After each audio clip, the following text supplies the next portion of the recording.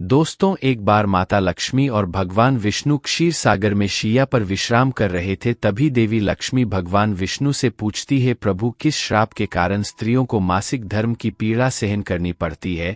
मेरा दूसरा प्रश्न यह है, प्रभु, एक रजस्वला स्त्री को कौन से कार्य नहीं करने चाहिए जिससे उन्हें पाप लगता है? भगवान विष्णु कहते हैं, हे देवी, आज तुमने उत्तम प्रश्न किया है। तुम्हारे इन सभी प्रश्नों का उत्तर देव शर्मा की इस प्राचीन कथा से प्राप्त हो जाएगा। जो भी पति पत्नी इस कथा को ध्यानपूर्वक सुनते हैं उन्हें सौभाग्य की प्राप्ति होती है। इसीलिए हे देवी, आप भी इस कथा को ध्यानपूर्वक सुनिए। देवी लक्ष्मी कहती है, हे प्रभु, इस कथा को मुझसे कहिए, इसे ध्यानपूर्वक पूरा अवश्य सुनूंगी। भगवान विष्णु कहते हैं, हे देवी, प्राचीन काल की बात है।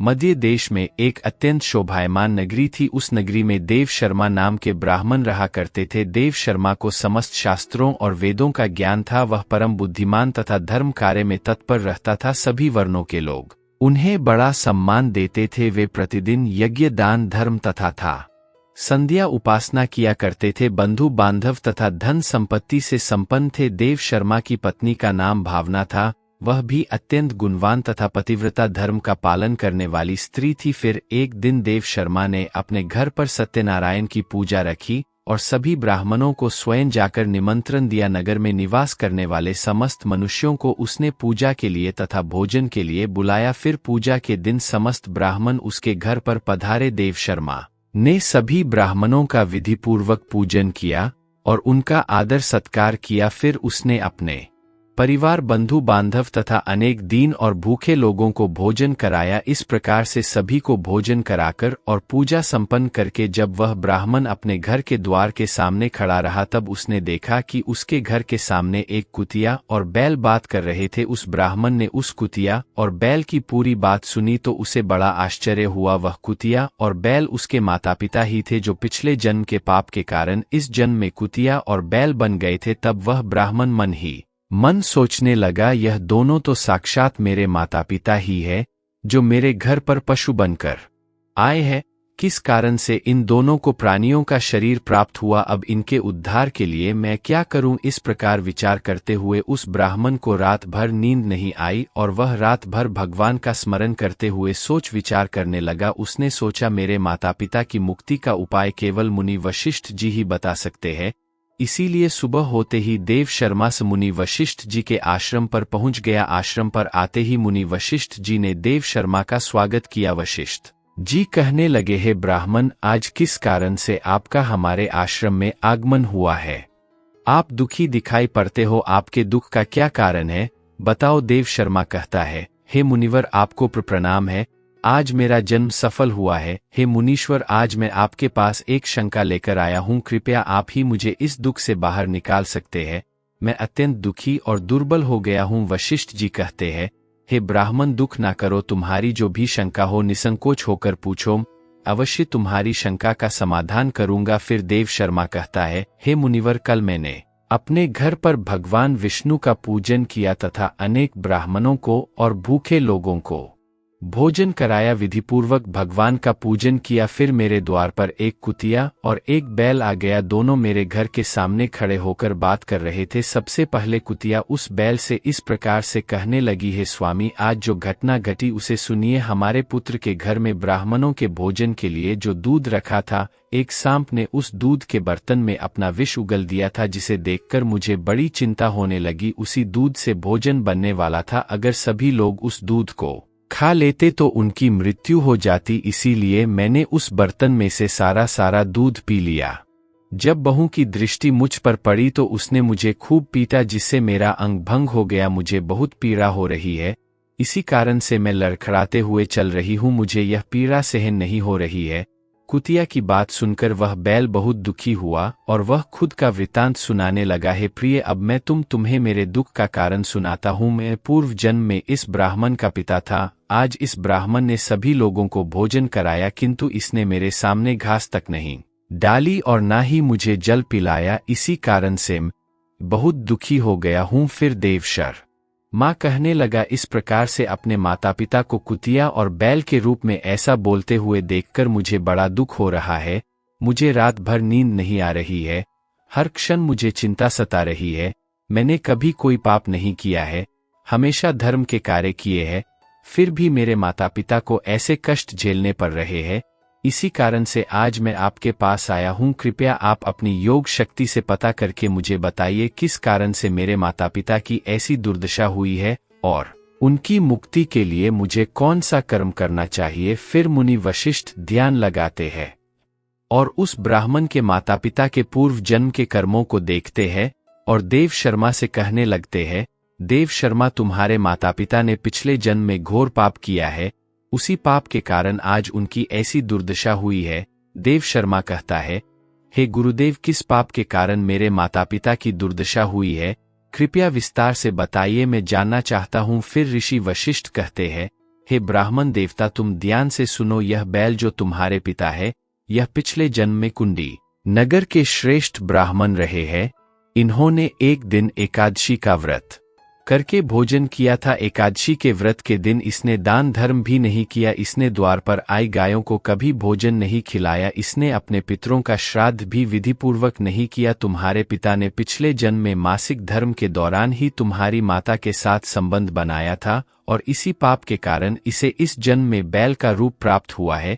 अब तुम्हारी माता के बारे में सुनो। तुम्हारी माता ने रजस्वला होते हुए भी भोजन बनाया। मासिक धर्म के दौरान ही इसने भगवान की पूजा की, तुलसी को जल चढ़ाया, इसने भगवान को भोग लगाया। इसी कारण से इसे महापाप लगा है। मासिक धर्म के दौरान स्त्री 3 दिनों के लिए अपवित्र हो जाती है। मासिक धर्म के दौरान स्त्री को पूजा पाठ नहीं करना चाहिए। स्त्री को इन 3 दिनों में अपने बाल भी नहीं धोने चाहिए, इससे पति की आयु कम होती है।